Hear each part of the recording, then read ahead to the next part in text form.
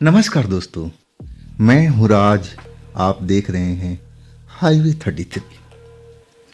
दोस्तों, मैं आज आपको एक ट्रक ड्राइवर की कहानी सुनाने वाला हूँ जिनका नाम है राम कुमार। राम कुमार जी रहने वाले झारखंड के। इस घटना को लगभग 20 साल बीत चुका है। राम कुमार जी ट्रक ड्राइवर, और उनकी जो शादी की उम्र है ना, निकल चुका था। राम कुमार जी का और भी परिवार था। उसमें उनका छोटा भाई था और बहन भी थी। अब उनके जो पिता थे ना, गुजर चुके थे। सारी जिम्मेवारी अब राम कुमार जी के ऊपर आ गई थी। यही सब अपने घर को संभालने में ऐसे व्यस्त हो गए ना, रात दिन मशीन की तरह काम करते थे, ट्रक चलाते थे, पैसा कमाने की एक मशीन भर बन चुके थे। जब उनका शादी का पहला रिश्ता आया ना, तो राम कुमार जी खुद ही उस रिश्ते को मना कर दिए थे कि नहीं भाई, अभी नहीं। अभी हमारा छोटे भाई बहन हैं और उनको मैं अब एक तरह से पैरों पर खड़ा करूं। अब सबसे पहले मैं तो शादी करूंगा अपनी बहन को, और इसके बाद मैं अपना शादी करूंगा। अब रिश्ता जो पहला था, अगर वो मान जाते ना, तो उस टाइम राम कुमार जी की शादी हो जाती। लेकिन उन्होंने खुद अपना रिश्ता ठुकरा दिया था। और इसके बाद फिर जो भी अपना कमाने का एक तरह से मशीन बन चुके थे, रात दिन अपना मेहनत करते, ट्रक ड्राइव करते, अब पैसा कमाते। क्योंकि अब उनका परिवार में अब उनसे कोई बड़ा तो था नहीं। जो कुछ थे वही घर का मुखिया थे। अब मुखिया होने के नाते अपना धर्म अच्छी तरह से निभा रहे थे। लेकिन उनकी माँ, उनकी बहन, उनका छोटा भाई कहते थे कि भैया शादी कर लो, शादी कर लो। लेकिन किसी की बात नहीं माने। आखिरकार उनकी उम्र अब जो थी निकलती जा रही थी, निकलती जा रही थी, और उसके बीच में कोई रिश्ता आया ही नहीं। और तब तक अब जो उनकी बहन थी, उसकी शादी का टेंशन अब राम कुमार जी के ऊपर आ चुका था। आखिरकार अपनी छोटी बहन का शादी करवा करके तब वो चैन की सांस लिए। अब तो भाई था, भाई का तो कभी भी हो जाएगा, कोई परवाह नहीं। मेन थी उनकी बहन का कि किस तरह से धूमधाम से शादी हो जाए। जब बहन की धूमधाम से शादी हो गई ना, तब राम कुमार जी को लगा कि उनका जीवन अब बिल्कुल सही ट्रैक पर जा रहा है। अब अपना वो धर्म अच्छी तरह से निभा लिए। अब इसके बाद जब होश में आए ना, तब उनको लगा कि अरे मेरी भी उम्र निकल चुकी है।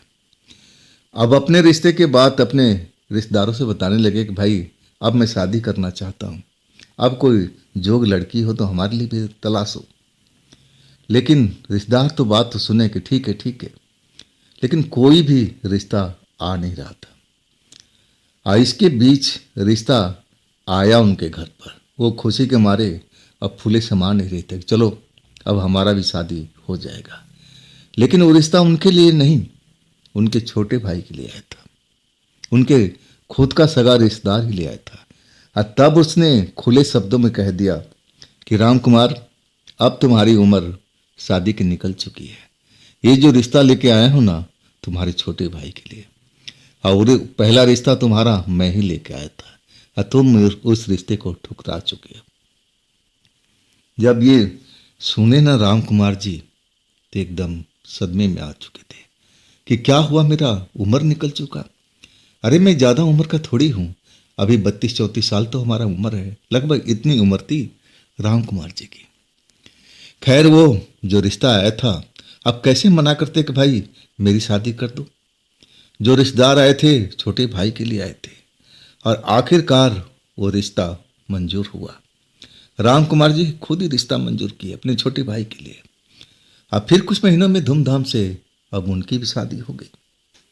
अब दुल्हनिया उनकी छोटे भाई की आ चुकी थी घर में। घर में अब खुशहाली, रौनक सब कुछ बढ़ गई थी। अब फिर एक तरह से बहुत कोशिश किए राम कुमार जी अपने रिश्तेदारों से कि भाई छोटे भाई की होगी, अब तो मेरी भी करा दो।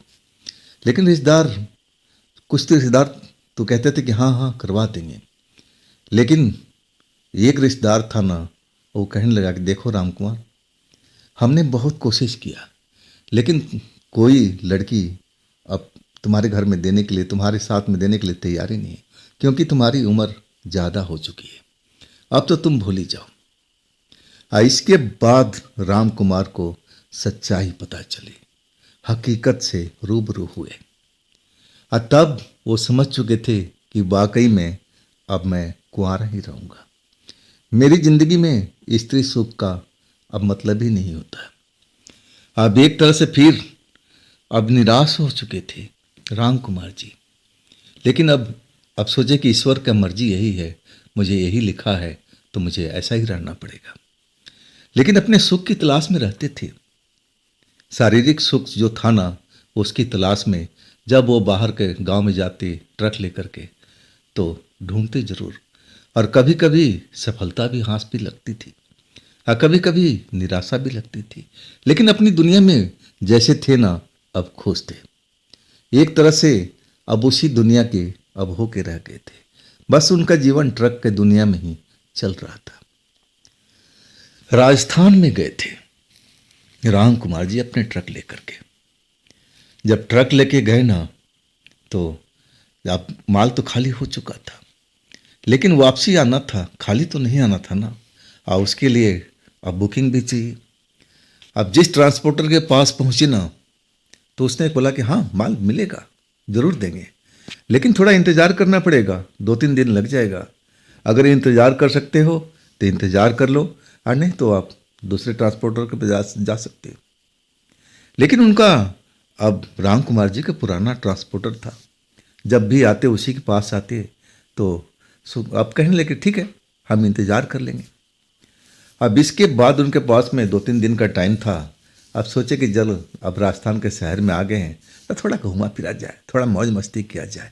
अब हमारी दुनिया तो एक तरह से अब ऐसे ही निराशी चल रही है, अब थोड़ा उसमें अब इधर उधर हवा पानी लिया जाए, घुमा जाए और समय व्यतीत किया जाए। 3 दिन का वक्त है। और इसके बाद वो आसपास के किला टाप जो भी था, अब जो देखने लायक जगह था, वहाँ पर राम कुमार जी अब घूमते थे। अब दिन भर घूमते और फिर शाम को अपने ट्रांसपोर्ट ऑफिस में, जहाँ ट्रक खड़ा किए थे, और वहीं ऑफिस के ऊपर में एक हॉल था और 2-3 ड्राइवर के लिए कमरे बने हुए थे। ज़्यादा भीड़ होता तो हॉल में भी लोग दरी बिछा हुआ था, उसमें सो जाते थे ड्राइवर लोग। अब भीड़ नहीं होता तो 2-3 कमरे बने हुए थे, आराम से पंखे लगे हुए थे, अब उसमें ड्राइवर आराम कर सकते थे। ऐसा ही करता था, लेकिन अभी कोई भीड़ नहीं था। जो भी अब ट्रक ड्राइवर आता, या तो अपने ट्रक में ही सो जाता, उस कमरे में अंदर आता ही नहीं था हॉल में।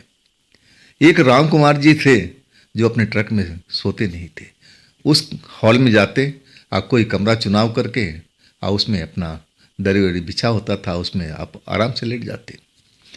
ऐसे ही कर रहे थे। पहला रात तो बस घूमते फिरते या रात को आकर के खाना खाए और सो गए।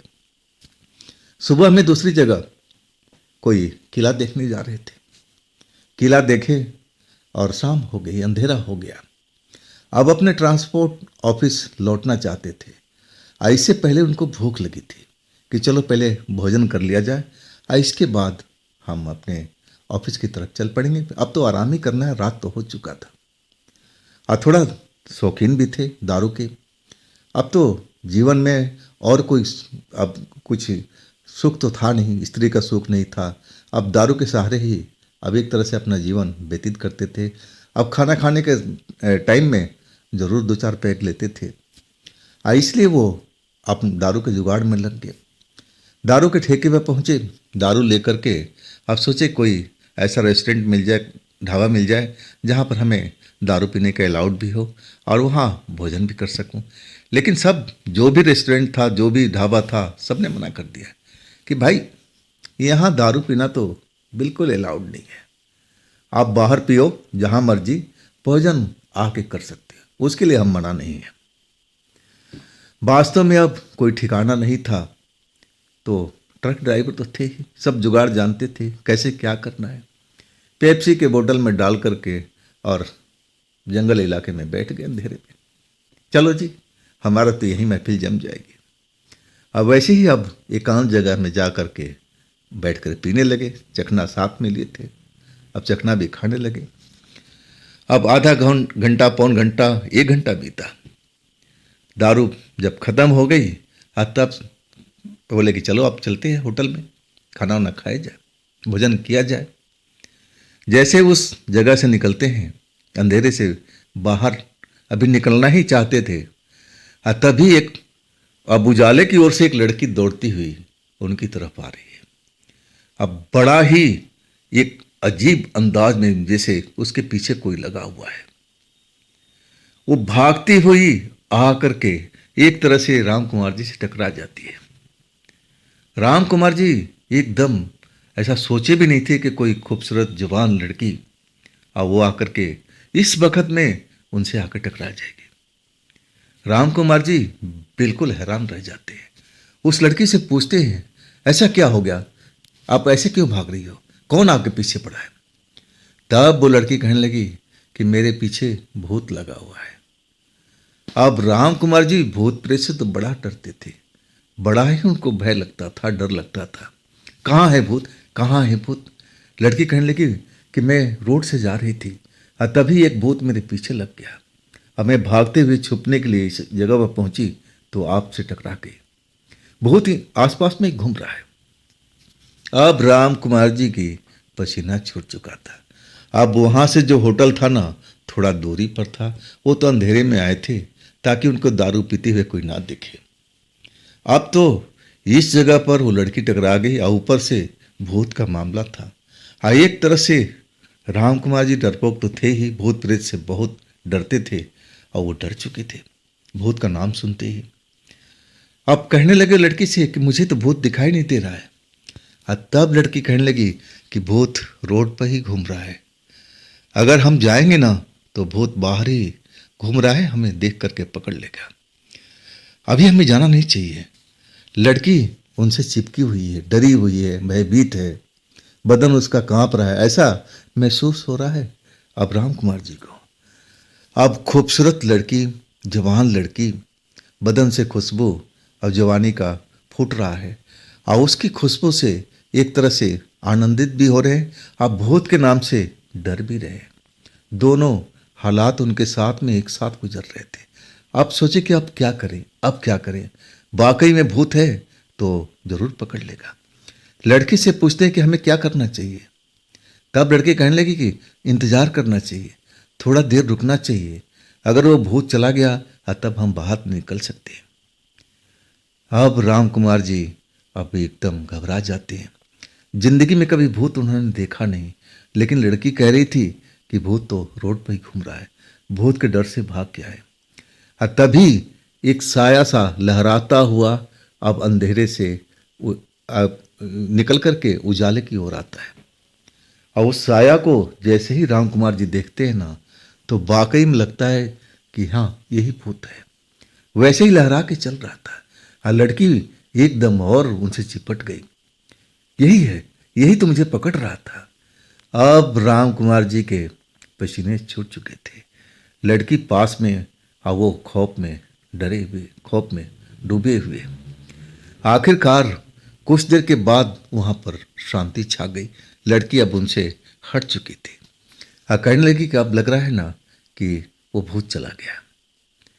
राम कुमार जी पूछते हैं कि क्या तुम अकेले हो, तुम्हारा परिवार साथ में नहीं है क्या, क्या उनसे तुम बिछड़ गई हो?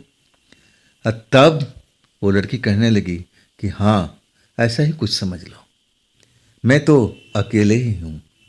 मैं अब कुछ इस जगह पर घूमने के लिए आई थी, लेकिन अब मुझे डर लग रहा है बाहर जाने में। राम कुमार जी कहने लगे कि तुम कहाँ रुकी हो, कोई तो होगा तुम्हारा आश्रय, कोई ठिकाना जहाँ पर तुम रात बिताओगी। तब वो लड़की कहने लगी कि हाँ, मेरी मौसी का घर है। कॉलोनी का नाम बताई, गली का नाम बताई कि मैं उन्हीं के घर में रुकी हूँ और मैं घूमने के लिए आई थी और लेट हो गया। तब ये मेरे साथ में हादसा हो गया। क्या आप मुझे वहाँ तक छोड़ देंगे, मुझे तो डर लग रहा है। अब राम कुमार जी उसके सौंदर्य में फंस चुके थे। वो लड़की इतनी खूबसूरत थी कि लगने लगा कि राम कुमार के जीवन में वो बाहर खिला सकती है। उनके जीवन जो सूखा पड़ा है उसमें हरियाली आ सकती है। और लड़की इतनी खूबसूरत, अब राम कुमार जी तरह तरह के मन में सपना बुनने लगे थे। हाँ, वो लड़की से बातचीत का सिलसिला शुरू हो गया। वो लड़की राम कुमार जी से इम्प्रेस होने लगी थी। इम्प्रेस तो राम कुमार जी उस लड़की से पहले ही हो चुके थे। आखिरकार वो बोलते हैं, हाँ मैं आपको छोड़ूंगा ना, जहाँ कहेंगे हम आपको पहुँचा देंगे। हाँ, तब लड़की आभार व्यक्त करती है कि बहुत बहुत धन्यवाद आपका, आप मेरी मदद कर रहे हो। इसके बाद उस लड़की को लेकर के अब चलते हैं, ऑटो रिक्शा में बैठ कर के उस कॉलोनी में जाते हैं जहाँ पर अब वो उसका रिश्तेदार रहती है। अब उस नुक्कड़ पर जाकर के लड़की कहती है कि बस मैं आ गई, बहुत बहुत आपके मेहरबानी। इसके बाद अपना एक तरह से फर्ज समझते हैं राम कुमार जी, चलो मैंने आज एक अच्छा काम किया। अब फिर सब सपने को तोड़ते हुए अब वो वापस हो जाते हैं। तभी लड़की दौड़ के आती है और कहती है कि आप बहुत प्यारे हो, बहुत प्यारे इंसान हो, क्या आपकी शादी हो गई है? तब राम कुमार जी का दर्द जो था शादी वाला फिर सामने आ चुका था, दुखी हो गए थे। अब फिर इसके बाद उस लड़की से सब अपने बारे में बताने लगे। उनकी दर्द सुन कर के अब उस लड़की को पीड़ा होने लगा था। वो कहने लगे कि अरे अभी आपका उम्र ही इतना कहाँ हुआ है, आप घबराइए मत। अब एक तरह से लड़की अब उनको दिलासा देने लगी कि अभी आपका उम्र नहीं हुआ है। इसके बाद में वो लड़की कहने लगी, देखिए मुझे देर हो रहा है, मैं जा रही हूँ, कल आप फिर इसी जगह पर आइएगा, अब फिर हम कहीं अब घूमेंगे फिरेंगे। तब राम कुमार जी बोले कि कितने बजे? अब वो लड़की बोलने की, आप अंधेरा होते ही आना, तभी हम आपके साथ में चल पाएंगे। दिन में तो हम कहीं और घूमेंगे, लेकिन आप इसी जगह पर आकर के अंधेरा होने के बाद इंतज़ार करना, जैसे ही मुझे वक्त मिलेगा मैं आपके पास पहुंच जाऊंगी। राम कुमार जी खुशी के मारे उछल रहे थे दिल में, अरे मेरी अब दोस्त बन गई है, क्या पता इसके दिल में क्या चल रहा हो। लेकिन जैसे लड़की ने अब बात बोला है, अब थोड़ा संभावना लगने लगी थी कि मेरी उम्र इतनी ज़्यादा नहीं हुई कि कोई लड़की अब मेरे से शादी ना करे। क्या पता इस लड़की के दिल में क्या चल रहा हो, कहीं ये मुझसे शादी तो नहीं करने वाली। अब एक तरह से मन ही मन अब राम कुमार जी के मन में लड्डू फूट रहा था। अपने ऑफिस आए और फिर कमरे में जा कर के सो गए। उसी लड़के के सपने देखते रहे रात भर। अभी उनके पास में 2 दिन का और वक्त था। सुबह में जब ट्रांसपोर्ट में गए तो पता चला कि वास्तव में अभी अब जिस जगह का माल चाहते थे उस जगह का भी लोडिंग नहीं था, अभी उसमें वक्त था, 2-3 दिन लग सकता था। अब दिन भर तो अब इधर उधर घूमते रहे। अब इसके बाद शाम के टाइम उसी कॉलोनी में जब अंधेरा हो गया, जहाँ पर उस लड़की को छोड़े थे, अब वहाँ जा कर के खड़े हो गए जहाँ पर लड़की ने बताया था। अब 8 बजे तो गए थे खुद, लेकिन 9 बजा, फिर 10 बजा। 10 बजा ना, तब उनको लगने लगा कि लड़की शायद उनको भूल गई है, अब यहाँ पर रुकने का कोई फ़ायदा नहीं। अब फिर वापसी चल पड़ते हैं। 2-4 कदम ही चलते हैं, तभी उस लड़की की सुरीली आवाज़ सुनाई पड़ती है, कहाँ जा रहे हो? मैं तो आपके लिए आ रही हूँ। अब आके जब मुड़ के देखते हैं ना, तो वही लड़की, वही कपड़ा, वही वेशभूषा और वही सुंदरता, बस देखते ही रह जाते हैं। और लड़की आ जाती है, कहने की देखो मुझे देर हो गया, आप समझ सकते हो ना, मैं रिश्तेदार के घर में रहती हूँ, तो ऐसा कुछ काम फंस गया था, चलिए हम थोड़ा बहुत तो आप तो घूम ही सकते हैं। तब राम कुमार जी कहते हैं कि अब तो 10 बज गया, अब कहाँ जाएंगे? तब लड़की कहती है कि मैं एक पार्क जानती हूँ, हम पार्क में बैठेंगे, बातचीत करेंगे, और क्या हो सकता है, चांदनी रात है, मजा लेंगे उसी में। अब एक तरह से राम कुमार जी का उस लड़की से दोस्ती हो जाती है। पार्क में बैठते हैं, अब दोनों अब आपस में बात करते हैं। लड़की राम कुमार जी से उनकी पूरी बात को सुनती है, हर एक बात को पूछती है कि बताइए अपने जीवन के बारे में, कैसा ऐसा आपका चल रहा है। अब राम कुमार जी शुरू से लेकर अंत तक सब कुछ अपना अब गरीबी से लेकर के अभी तक की हालत बताते हैं कि कैसे कैसे हम जीवन में संघर्ष करके अब यहाँ तक पहुँचे। हमारे पिता अब गुजर चुके हैं, सारी जिम्मेवारी मेरे ऊपर में है। लड़की उनकी बातों से बड़ा इम्प्रेस होती है और फिर उनको दिलासा देती है, घबराइए मत, अभी आपका उम्र गया नहीं है, मैं करूँगी आपसे शादी, मैं। इसके बाद तो राम कुमार जी एकदम खुशी के मारे उछल जाते हैं और उनको लगता है कि कहीं उनका सपना तो नहीं है, कहीं ड्रीम में तो नहीं जा रहे। लेकिन वो तो एकदम होश में थे। लड़की उनसे कहती है कि ठीक है, अब आप जाइए और कल आप आ जाइएगा इसी वक्त में, इससे पहले 8 बजे से आए थे ना, मैं जल्दी आ जाऊंगी। राम कुमार जी कहने लगे कि हम सुबह आ जाते हैं ना, और सुबह में हम कहीं नाश्ता भी करेंगे, कहीं खाना भी खाएंगे, कहीं घूमेंगे फिरेंगे। तब वो लड़की कहने लगी नहीं नहीं, जो मेरे रिश्तेदार हैं ना आपके साथ भेजेगी नहीं, हमें जो वक्त मिलेगा ना रात के टाइम में मिलेगा, तो रात में आइएगा। और रात में मेरे रिश्तेदार वो सो जाती है और तब मैं अपने घर से निकल पाती हूँ, आप ऐसा कीजिएगा। इसके बाद 3 दिनों तक अब उसी पार्क में जा कर के अब बैठते हैं, अब अपनी दिल की बात उस लड़की को सुनाते हैं, उसकी दिल की बात खुद सुनते हैं। अब एक तरह से अब एक जो प्यार था ना बढ़ चुका था दोनों तरफ से, और लड़की ने तो हाँ कर दिया था शादी करने के लिए। अब तो खुशी के मारे राम कुमार जी का ठिकाना नहीं था। लेकिन वो सोच रहे थे कि आखिर इस लड़की से कैसे शादी करेंगे, अपने परिवार में कैसे बताएंगे, यही इनको लग रहा था। और तब मन ही मन सब कुछ उन्होंने प्लान कर दिया था कि मैं इस लड़की को लेकर जाऊंगा, लेकिन अपने घर में नहीं, किराए के मकान में रखूंगा। और कुछ दिन जब गुजर जाएगा ना, तब मैं धीरे धीरे अपने घर वालों को बताऊंगा, अपने भाई को बताऊंगा, सब कुछ बताऊंगा। लेकिन ऐसे जाऊंगा ना तो दिक्कत हो जाएगा। अब एक तरह से मन ही मन अपना पूरा प्लान को तैयार कर लिए थे। जब अब उनकी आखिरी दिन था ना वहाँ पर, जब उनको माल मिलने वाला था रात को, और तब वो लड़की उस जगह पर जहाँ पर जाकर इंतज़ार करते थे कॉलोनी में, शाम को पहुँच गए थे। अब रात को 10 बजे उनको ट्रक लोड करना था और उस शहर से निकलना था। जब वहाँ पहुँचे ना तो निराशा ही हाथ लगी। 9 बजे तक उस लड़की का इंतज़ार करते रह गए, लेकिन वो लड़की उस गली से निकलती हुई दिखाई नहीं दी जहाँ बोलती थी कि मेरे रिश्तेदार का घर है। आखिरकार ऐसा क्या हो गया, यही सब सोचते समझते और वापस हो लिए थे। अपने ऑफिस आगे ट्रक पर माल लोड हो रहा था और इसके बाद अब उनको उस जगह से निकलना ही था।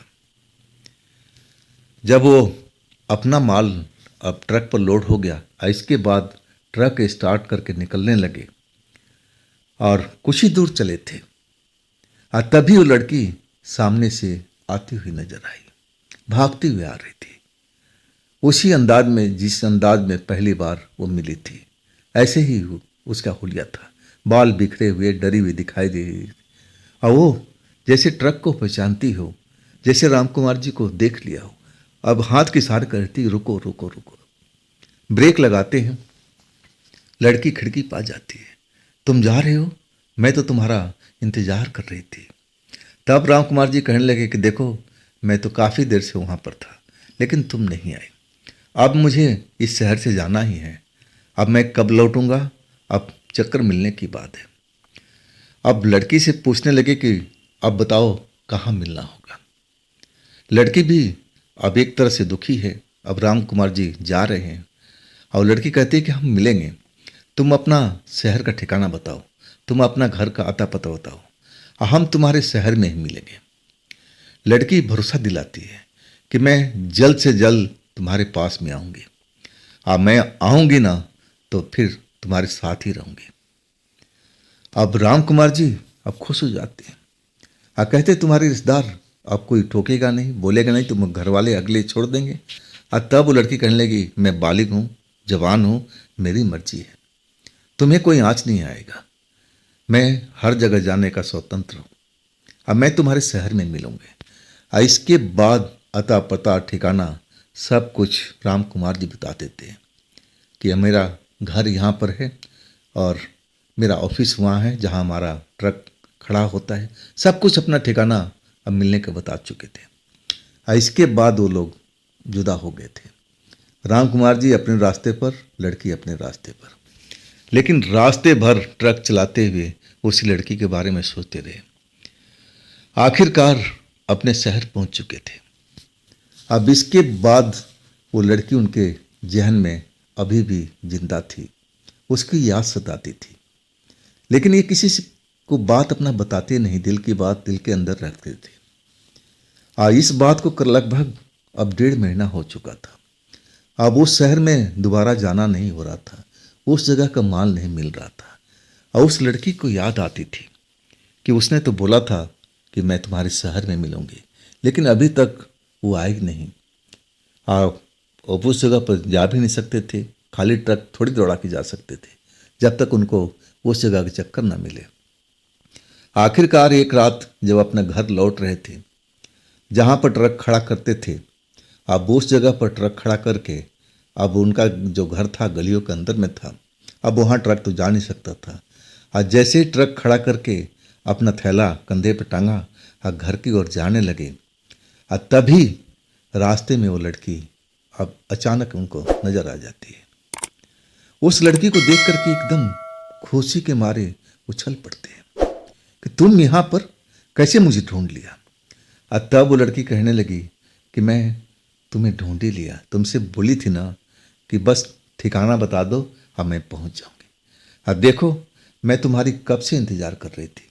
मैं तो शाम से आकर के इस जगह पर बैठी हुई हूँ, लोगों से छिपते छिपाते और तुम्हारा ट्रक का इंतज़ार कर रही थी कि कब आओ कब आओ। अब राम कुमार जी को लगा कि अब ये मेरी जीवन संगनी बनने वाली है।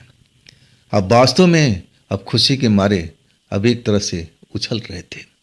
खुशी का ठिकाना नहीं था, लेकिन डर था कि अपने घर में इस लड़की को बिना शादी ब्याह करके अब कैसे ले जा सकते हैं। लेकिन अब ठिकाना कहाँ है, इतना मौका ही नहीं मिला कि कोई किराए के घर ढूंढ मिले, उस लड़की को ठहराएं। वक्त जब होगा तब अपने भाई को बताएंगे। लेकिन अब ऐसा टाइम ही नहीं था उनके पास में। अब कहने लगे कि अब ये बताओ कि मैं तुम्हें रखूं कहाँ पर, तुम तो आ तो गई हो बिना बताए हुए, और अब इस टाइम में हम करें तो क्या करें। लड़की कहने लगी इसमें डरने वाली क्या बात है, चलो घर के अंदर चलते हैं। अब जो राम कुमार जी थे अब एकदम खौफ में आ गए थे। बोले नहीं नहीं नहीं, अभी हम तुम्हें घर के अंदर नहीं ले जा सकते। ऐसा करो तुम किसी अब होटल में रुक जाओ, धर्मशाला में रुक जाओ, और तब तक मैं किराए का कमरा कोई ढूंढ लेता हूँ। बस एक दिन का मुझे टाइम दो, और कल मैं सब कुछ मैं तैयार कर लूँगा, और तब तुम मुझसे कल मिलना। अब पैसा कौड़ी देने लगते हैं कि ये लो पैसा रखो और जाकर कोई होटल में रुक जाओ, कोई धर्मशाला में रुक जाओ, और हम दोपहर में अब पूरा तैयारी कर लेंगे और फिर उस किराए के कमरे में हम आ जाएंगे। लड़की पैसा नहीं लेती है, कहती नहीं नहीं मेरे पास तो है पैसा, मैं ढूंढ लूँगी, लेकिन तुम जल्दी करना ही काम, हम एक साथ में रहेंगे। अब राम कुमार जी अब खुश हो जाते हैं कि लड़की अब इसके मन में मेरा चाहत कितना हो गया, और तब वो लड़की को भेज देते हैं ताकि परिवार वाले मोहल्ला वाले उस लड़की को देख ना पाए। लड़की जैसे आई थी अब वैसे ही वापस चली गई। राम कुमार जी अपने घर आ जाते हैं, लेकिन ये बात अपने भाई वगैरह को ना परिवार को किसी को नहीं बताते, अपने मन में बात रखते हैं। जैसे सुबह होता है ना तो ट्रक का काम में जाते नहीं हैं। भाई पूछता है भैया ट्रक चलाने नहीं जाओगे, तब कहते नहीं आज कोई आ रहा है, कोई दोस्त आ रहा है और उससे मैं मिलने जा रहा हूँ।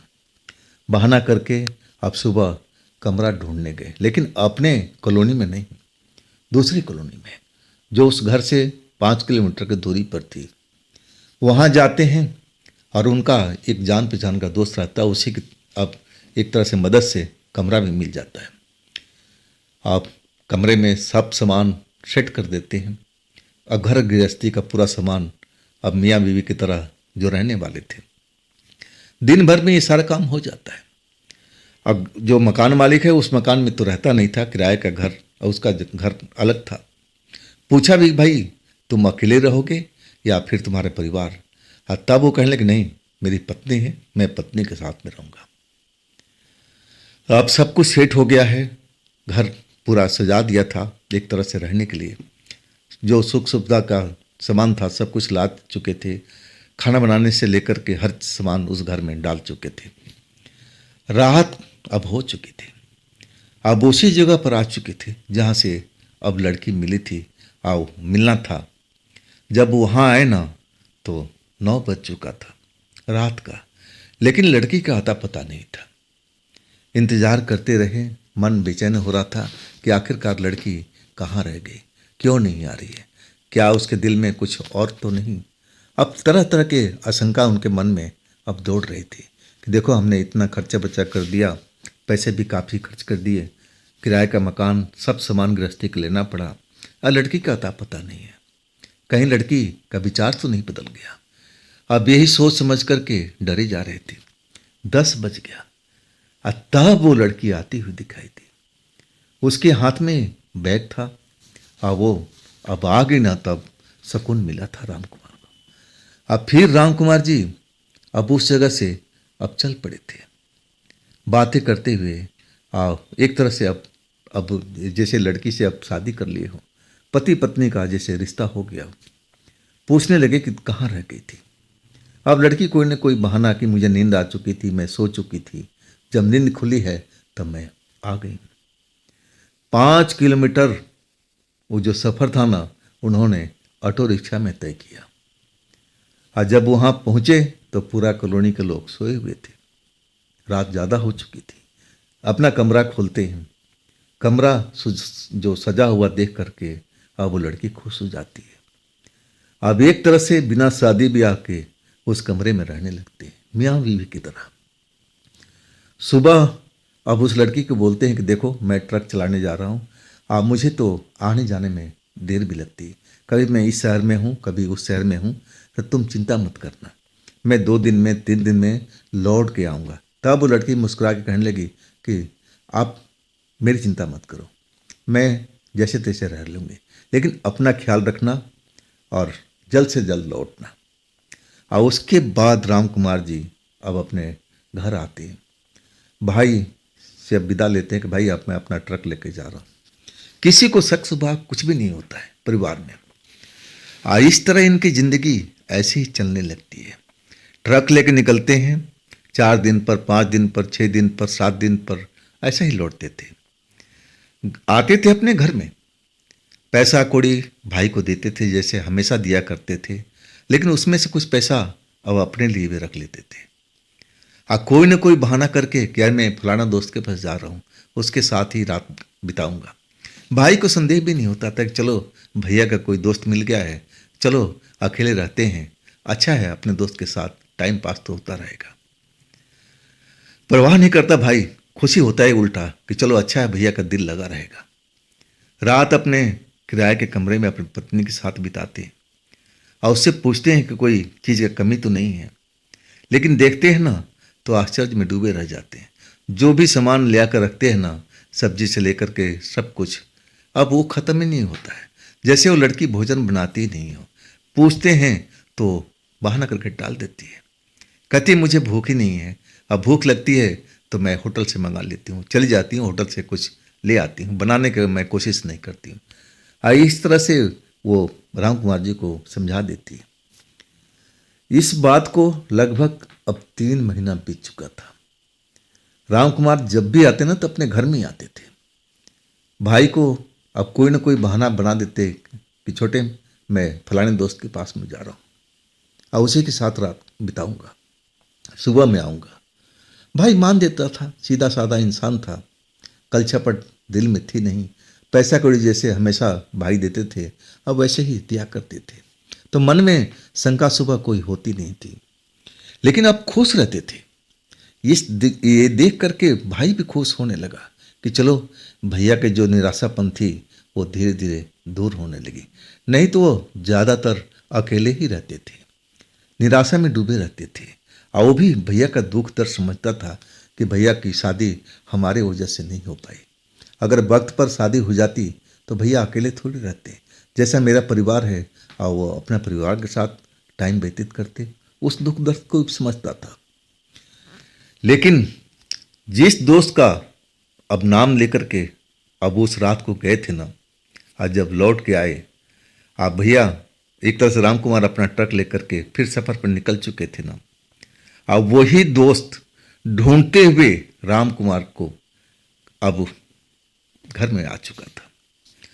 अब उनके छोटे भाई ने स्वागत किया। अब पूछने लगा कि भैया तो आपके पास में ही गए थे रात को, तो क्या आपसे मुलाकात नहीं हुई? अब जो दोस्त था ना, कहने लगा नहीं भाई, हमारे घर पर क्यों आएगा भाई वो, हमारे घर में तो इतना जगह ही नहीं कि हम रात बिता सकें।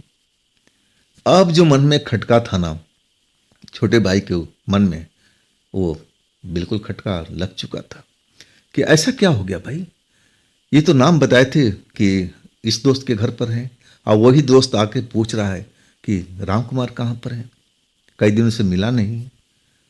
मन में संदेह तो पैदा हो गया कि आखिर भैया रात कहाँ बिताते हैं, आते हैं तो बाहर से मेरे घर पर ही, और इसके बाद कोई ना कोई बहाना करके चले जाते हैं। चक्कर क्या है? अब चक्कर का पता उनका छोटा भाई लगाने जा रहा है। अब फिर वो पता भी लगा लेता है। पता जो लगता है अब उनकी दोस्त मंडली ही बताता है कि मैंने तुम्हें भैया को उस कॉलोनी में देखा था। अब संदेह तो छोटे के मन में हो जाता है। छोटे उस कॉलोनी में जाता है और धीरे धीरे सब जानकारी अब एक दिन में तो नहीं मिलती, बीच में कई दिन लग जाता है। अब पता लगता है कि फलाने के घर में किराए का कमरा लिया हुआ है, और वहाँ पर सारा सामान एक तरह से घर गृहस्थी का रखा हुआ है। अब ये सब देख करके सोच करके अब छोटा जो है उनका भाई राम कुमार का अब चिंता में पड़ जाता है कि भैया ऐसा क्यों कर रहे हैं, क्या भैया ने कोई शादी वादी कर ली? तो कर लेते थे, इस घर में क्यों नहीं आए, वहाँ क्यों रह रहे? भैया आते हैं ना तो मैं उनको ज़रूर समझाऊंगा कि भैया किराए के घर में क्यों रहोगे। और उस किराए के घर में पहुंचा। घर में पहुंचा ना तो देखा कि ताला लगा हुआ है। ताला लगा हुआ है मतलब उस घर में कोई है नहीं, लौट के आ चुका था। अब जब मौका मिलता था तो उस कॉलोनी में जाता था। हाँ, रात के टाइम कभी नहीं गया, जब भी जाता था दिन के टाइम में, और दिन के टाइम जब भी उस घर में जाता था तो वहाँ ताला बंद पाता था, लौट आता था। आखिरकार हफ्ता दिन के बाद उसके भाई लौटे तो जो स्वागत करना चाहिए तो छोटे भाई ने किया। पैसा कौड़ी जो कमा के लाए थे, कुछ पैसा अब अपने भाई को दिए, कुछ पैसा अपने जेब में रख लिए। भैया ने बोला कि भैया एक बात बताओगे? अब राम कुमार बोले कि हाँ बोलो, पूछो, क्या पूछना है? और तब जो उनका छोटा भाई था वो सारी बात बताने लगा कि भैया हमें ऐसे पता लगा है कि आप किराए कमरा लेकर के अब उस कॉलोनी में रह रहे हो, पूरा घर गृहस्थी का सामान रखा हुआ है, तो भैया क्या आपने कोई शादी वादी कर लिया है क्या? अगर शादी भी कर लिया है तो आप इस घर में क्यों नहीं रहते, वहाँ क्यों रहते? राम कुमार जी जैसे शौक लगता है कि छोटे को कैसे पता लगा। अब एक तरह से छोटे को समझाने की कोशिश करते हैं कि देख भाई, सच तो बताते हैं लेकिन पूरी तरह से नहीं। कहते हैं कि देख, अभी हमने शादी नहीं किया है, अभी हमारी दोस्ती है। हाँ, मैं नहीं चाहता था कि उस लड़की को बिना शादी किए हुए इस घर में लाए।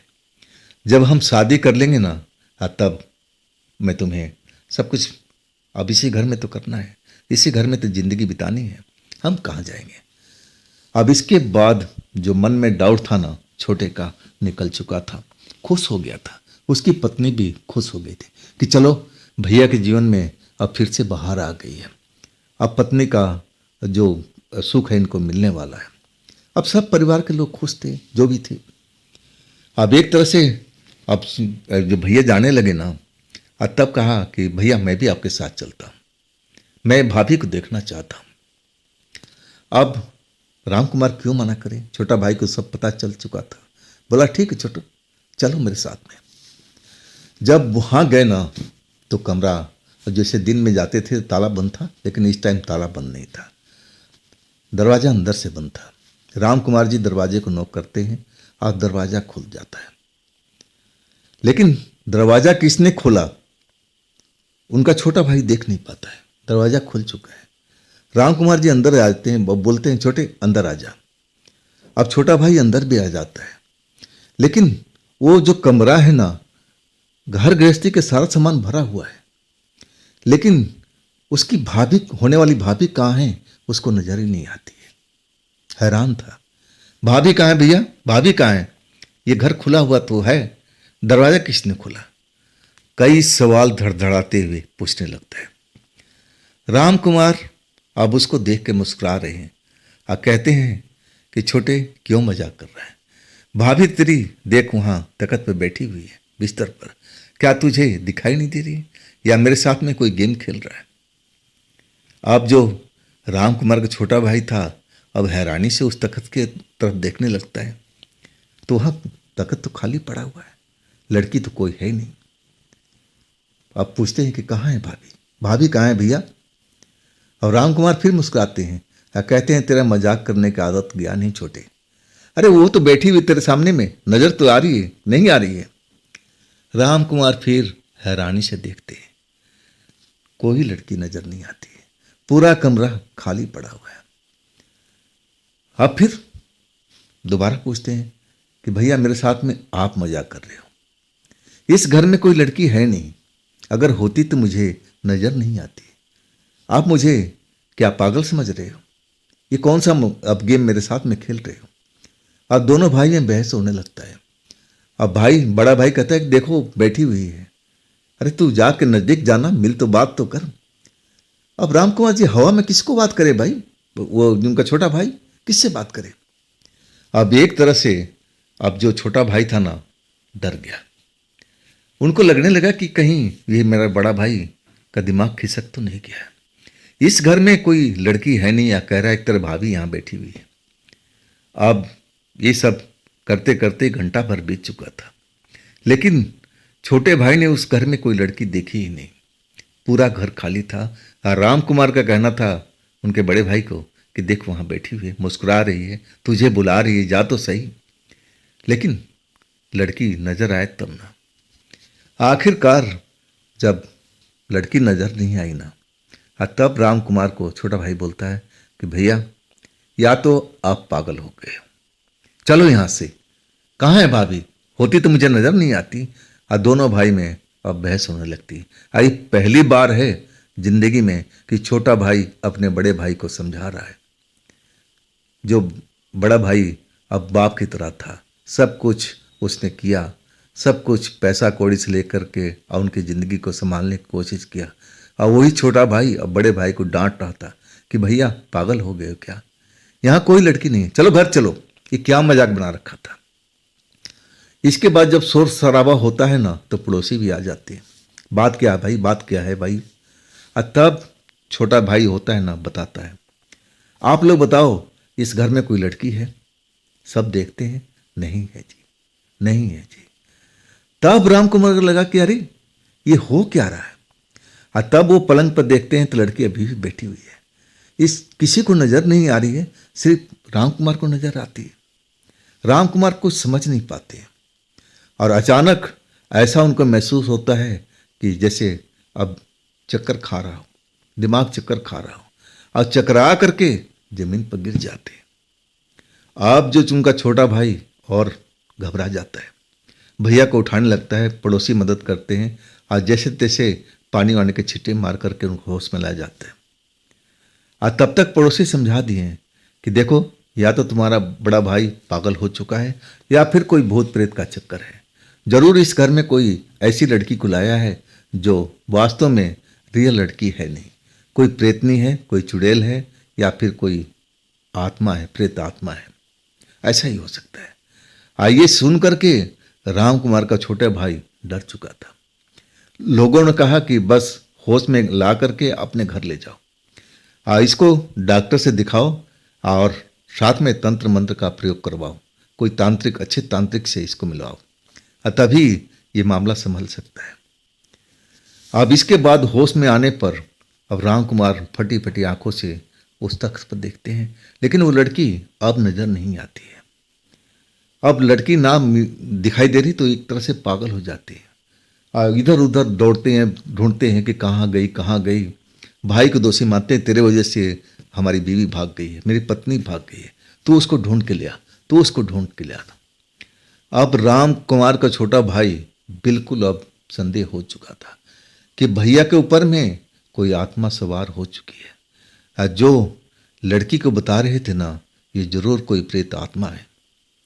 इसके बाद लोगों को भीड़ इकट्ठी थी, सब ने बताया कि इसको अपने घर ले जाओ, कोई तांत्रिक से इसको कल सुबह में दिखाओ, नहीं तो देर हो जाएगी। उस घर को ताला बंद करते हैं छोटे वाले भाई ने, और फिर ऑटो रिक्शा बुला के ले आते हैं, उसमें भाई को बिठाते हैं, घर ले जाते हैं। रास्ते भर बड़ा भाई जो है ना राम कुमार, पागलों वाली हरकत करता है। मेरी पत्नी कहाँ गई, तूने उसको भगाया है, अगर तू उस घर में नहीं जाता तो भागती नहीं, अपनी पत्नी के बिना मैं जिंदा नहीं रहूंगा। अब इस तरह से पागलों वाली हरकत अब वो करने लगते हैं। राम कुमार के भाई छोटा भाई समझाता है कि देखो भैया मान जाओ, वो तुम्हारी पत्नी नहीं है, वो कोई प्रेतात्मा होगी। लेकिन राम कुमार इस बात को मानने को तैयार नहीं है। वो कहता कैसे नहीं है, मैं उसके साथ न जाने कितनी रातें बिता चुका हूँ, और तू कह रहा है कि प्रेतात्मा है, ऐसा कैसे हो सकता है? वो हार्ड मांस की बनी है, अब प्रेतात्मा को अब उनका कोई शरीर होता नहीं। एक तरह से राम कुमार अपनी बातें जो बोल रहा है वो भी अपनी जगह पर सही है, और इधर उनका छोटा भाई भी सही है। जैसे तैसे करके अब घर में ले जाता है। रात भर राम कुमार सो नहीं पाते, रह रह करके वो बाहर की तरफ भागते हैं, अपनी पत्नी को आवाज लगाते हैं। अब सारी रात ऐसे ही धमा चौकड़ी में व्यतीत हो जाती है। सुबह में उनके गली के अब कुछ बड़े बुजुर्ग भी आ जाते हैं, पूछते हैं कि सब रात का धमा चौकड़ी के बाद क्या है। छोटा वाला भाई बताता है, और तब वो बुजुर्ग मानते हैं कि हाँ, इस पर कोई प्रेतात्मा सवार हो चुकी है, और इसके साथ अब वो संबंध भी बना रही है। बेटा मैं एक ऐसे तांत्रिक को जानता हूँ। और तब राम कुमार छोटा भाई कहता है कि चाचा जल्द से जल्द उस तांत्रिक को लेके आओ, जो भी खर्चा लगेगा मैं देने के लिए तैयार हूँ। और वो बुजुर्ग व्यक्ति देरी नहीं करता है, मदद करने के लिए निकल जाता है। दोपहर के बाद लौटता है, और तब तक राम कुमार जी इस घर में तहस नहस कर रखे हैं। पूरा सामान को इधर उधर फेंक रहे हैं, तोड़ रहे हैं, गुस्सा हो रहे हैं कि मेरी पत्नी भाग गई, मेरी पत्नी भाग गई, तूने ही भगाया, तू उस घर में नहीं जाता तो भागती नहीं, हमारा जीवन सुखमय चल रहा था, और तूने सब मेरे घर में आग लगा दी, अब तेरा घर को भी मैं तबाह करूंगा। अब अपने घर को ही तहस नहस कर रहे थे, जो सब कुछ उन्हीं का किया धरा था, अपनी मेहनत को कमाई को बर्बाद कर रहे थे। और तब तक तांत्रिक आ चुका था। तांत्रिक आकर के देखा, अब फिर अब राम कुमार के छोटा जो भाई था अब उसको बुलाया कि बच्चा इधर आ। राम कुमार के भाई छोटा भाई अब तांत्रिक के पास गए। तांत्रिक ने समझाया कि देखो ऐसे ही काबू में नहीं आएगा, मैं एक पानी दे रहा हूँ और कोई गिलास में मिला करके और उसको पिला दो, और तब ये शांत बैठेगा, तब इसके बाद में मैं कुछ उपचार कर पाऊंगा। वैसे ही किया, पानी में मिला करके जो जल दिए थे तांत्रिक बाबा ने, अब पी तो नहीं रहा था राम कुमार, अब जैसे तैसे पकड़ करके कुछ मुंह में डाला गया, और तब जा करके वो शांत हुआ। और इसके बाद तांत्रिक कहने लगा कि ये ऐसी एक प्रेतात्मा के चक्कर में फंसा हुआ है जो इसको मारना चाहती है, और जल्दी इसको मार करके और उसकी आत्मा को अपने साथ लेकर के जाना चाहती है। आइए अब शुरुआती लक्षण है, आइए जल्दी से जल्द अगर हम इस काम को सिद्ध नहीं करेंगे, पूरा नहीं करेंगे तो ये काम रुकेगा नहीं, वो लड़की अपना काम कर देगी, और तब हम कुछ नहीं कर पाएंगे। अब तांत्रिक की बात सुनकर के उस जगह पर जितने लोग थे सब डर चुके थे, सन्नाटा पसर गया था उस जगह पर। राम कुमार के छोटा भाई रोते हुए तांत्रिक से कहने लगा कि बाबा जो करना है, जो पैसा लगेगा, अब हमारे भाई को सही कीजिए। तब तांत्रिक ने कहा कि चिंता मत करो, मैं रात में ही आज पूजा करूंगा और सब कुछ मैं सही कर दूंगा, अभी ज़्यादा देर नहीं हुई।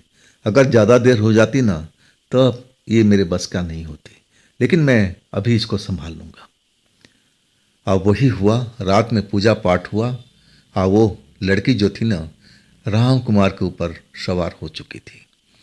अब राम कुमार के अंदर से वही लड़की बोल रही थी, उस तांत्रिक को भद्दी भद्दी गालियां दे रही थी कि तू मेरे जीवन में आकर क्या कर लेगा, तू भाग जा, नहीं तो तुझे भी नहीं छोड़ूंगी। अब उसके मुंह से, राम कुमार के मुंह से जनानी आवाज़ निकल रही थी, लेडीज की आवाज़ निकल रही थी, और भी भद्दी भद्दी गालियाँ। सब लोग जो देख रहे थे ना खौफ में आ चुके थे, लेकिन तांत्रिक जो थे ना वो डरे नहीं, अपना पूजा अनुसंधान पूरा कर लिया। एक तरह से उस आत्मा को अपने काबू में कर लिया था। तब बोले कि अब डरने की आवश्यकता नहीं है, लेकिन अपने भाई को कुछ दिनों तक इसी घर में रहने देना, बाहर मत निकलने देना। फिर उस घर में शांति छा गई थी। राम कुमार को जब पूरी तरह से होश आया ना तो अभी भी वो डरे हुए दिखाई दे रहे थे। अब उस लड़की के बारे में छोटे ने बताया ना, तब उनको लगा कि मेरा छोटा भाई सही कह रहा है, मैं जरूर किसी प्रेत आत्मा का चंगुल में आ गया था। और तभी तो दिन में कभी दिखाई नहीं देती थी और वो रात में ही एकटी भर रहती थी। ऐसा राम कुमार खुद मन में सोचने लगे थे। चलो हमारा उससे पीछा छूटा। और उसके बाद राम कुमार को 1 हफ्ता तक, जैसे तांत्रिक बाबा ने बताया था, और उस घर में रोक कर रखा गया कि अभी बाहर नहीं जाओगे। और वही उन्होंने किया। और इसके बाद जब तांत्रिक दोबारा उनके घर पर आए और जब पूरा राम कुमार को चेक किए, सब कुछ सही है, और तब उन्होंने इजाज़त दिया कि अब डरने की आवश्यकता नहीं है, अब उस आत्मा से तुम्हारा आमना सामना कभी नहीं होगा, अगर होगा भी ना तो मैं देख लूँगा, डरने की आवश्यकता नहीं है। और तब से उस प्रेत आत्मा से, चंगुल से राम कुमार जी आज़ाद हुए। ये कहानी जो बताए है ना राम कुमार जी, बिल्कुल जैसे बता रहे थे कि ये घटना जैसे मेरे साथ में घट रही थी ना, मैं बिल्कुल महसूस कर रहा था कि वो हाड़ मांस की बनी हुई है। मुझे जरा भी नहीं लगी कि वो कोई प्रेत आत्मा हो, मुझे तो बस रियल लग रही थी। सब कुछ जैसे हो रहा था एक जीवन में, ऐसा ही घट रहा था। तो दोस्तों, ये थी आज की कहानी राम कुमार जी की। ये घटना आपको कैसी लगा कमेंट में ज़रूर मुझे बताइएगा। और दोस्तों, मेरे नए चैनल पर आप अभी तक नहीं गए हो ना तो उसको भी विजिट करो। उसका लिंक मैं इसी वीडियो के डिस्क्रिप्शन बॉक्स में दे रखा हूँ, तो उस पर आप लिंक पर आप क्लिक कीजिए, हमारे नए चैनल पर आप पहुँच जाएंगे। दोस्तों, हम फिर मिलते हैं कल इसी जगह पर, इसी चैनल पर, इसी टाइम में। आप लोग अपना ख्याल रखिएगा। नमस्कार।